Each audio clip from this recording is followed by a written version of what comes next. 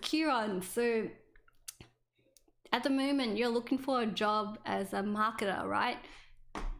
People are looking at managing director of Facebook and Instagram. Cool. So people are looking at you in terms of like marketing. So you're positioned well. So that means like other people who are looking at marketing is looking at you as well. So that means that you have the right SEO, but there's some weird people looking at you. You have health, retail.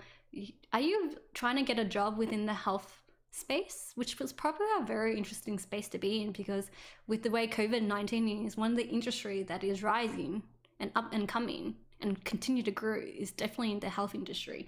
So the fact that people are checking you out within the health industry means that you might be considering a job within that space. That's just me looking at things. Kieran Works, short for my name. And dude, you need a banner. Kieran, you need a banner. Like at least like saying, you know, like looking for a job. Yeah. Oh, damn. I got it right. And patient service.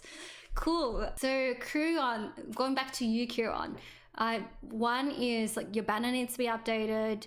You're definitely in the health industry, head of marketing at Adapt, but it looks like you're not looking for a job. So how do you indicate that you're looking for a job?